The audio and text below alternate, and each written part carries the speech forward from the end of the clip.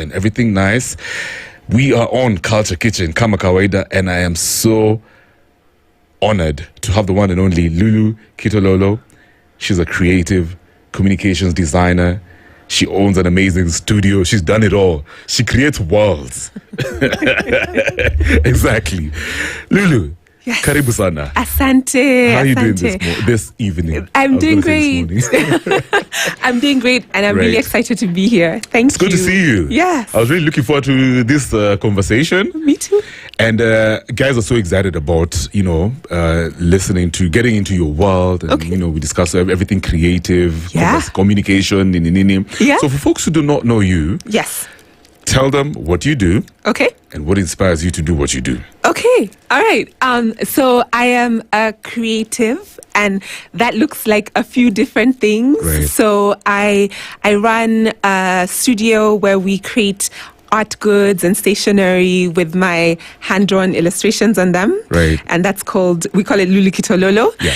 And I also run a design agency called Studio Njano, and we work with clients mostly in the spaces of social justice, women's rights, environmental justice, and we create information, visualization, sometimes that's murals, sometimes that's graphic recording, sometimes that's like really visual reports, and we're really driven by wanting to make, the amazing work that they do like accessible to more people and to make an impact.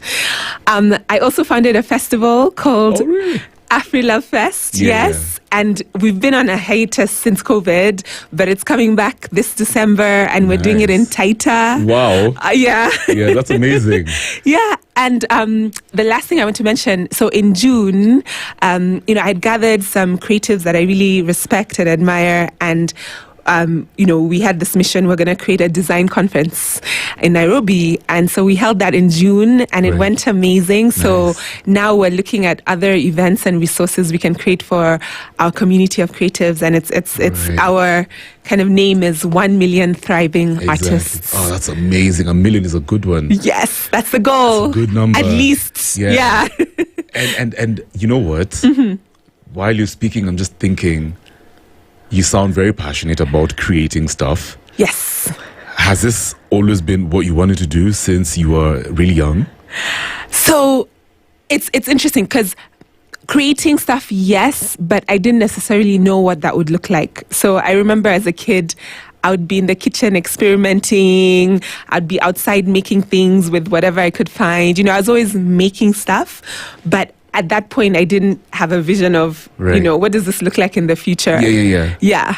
And then growing up, it's a few decades ago. So, they weren't really examples that I could look and see, you can be a creative in fashion. You can be a creative in this field.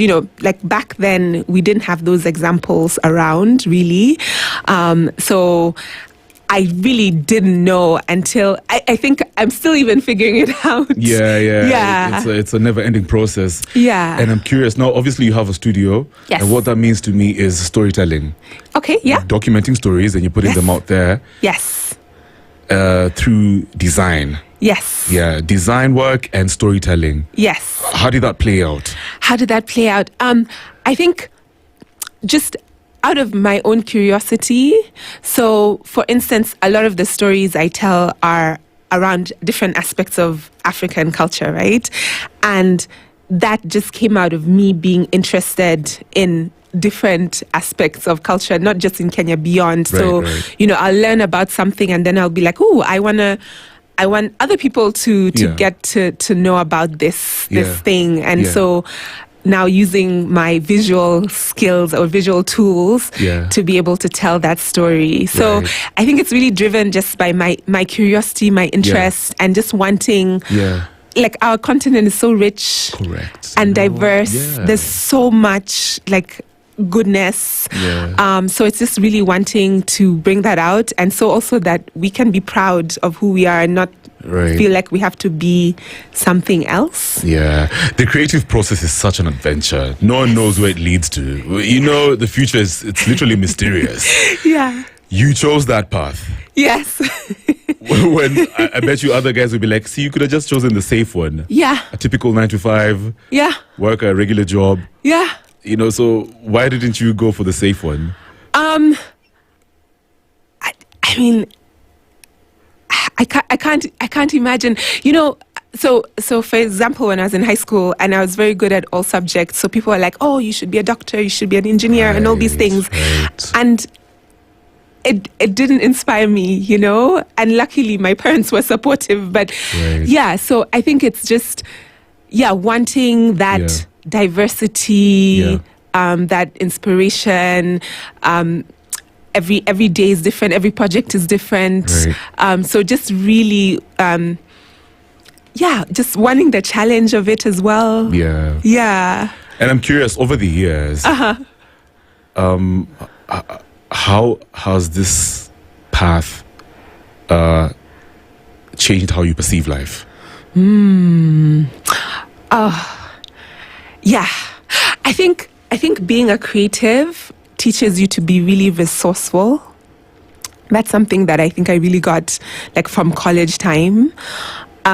So it kind of builds this confidence that whatever life situation I'm in, I'll figure it out. I'll create, create in the broader sense. I'll create a way to deal with it, to overcome it, to, you know what I mean? Yeah. So I think that's what I can say, the most profound lesson from this path is just knowing that I can handle whatever comes my way. Right. Trusting that I can create a path from anything. I like that. Yeah. And you mentioned Africa is so rich. To me, specifically Nairobi is also very diverse, and it's got people from different backgrounds. Yes. And it's especially for the arts, man. I've met with people who create all these worlds, and it's fascinating. So what has Nairobi given you that you couldn't find in any other part of Africa, for example? And okay, so this is from my limited experience of places I've been, but it's like you said, Nairobi is such a melting pot of so many different influences, both I think our vernacular influences as well as international influences, regional influences. It's such a melting pot.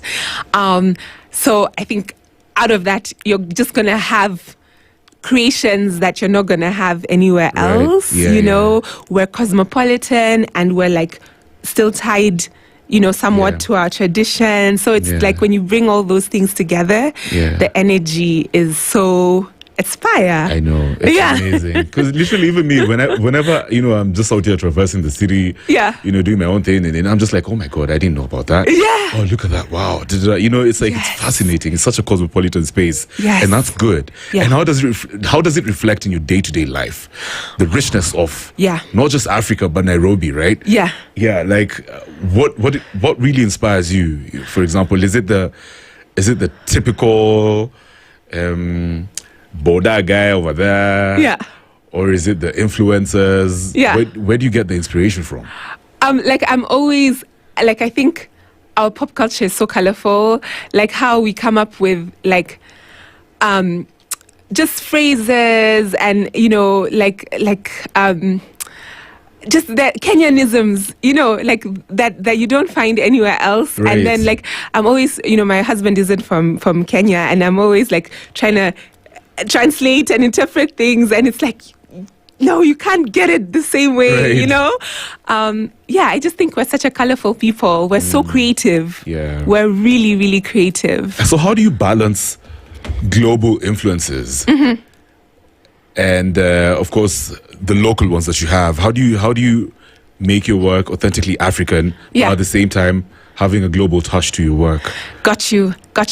I think, and this is something that I think I've always strived to do, to present an unexpected or a fresh take on what does it mean to be African, because there's African, the cliche. When you think of African, you might think safari, browns, greens, you know what I mean? There's the big five. exactly. And so it's always it's always been my personal challenge. Like, how can I showcase us in a way that people don't expect? That's not typical. So I think that's where I don't know if I can call it global influence. Let me say modern or contemporary influence comes in. Like just always trying to push what is African. Right. What does that mean? So do you think we're at a point where African design is being fully appreciated globally, or we still have a lot of work to do?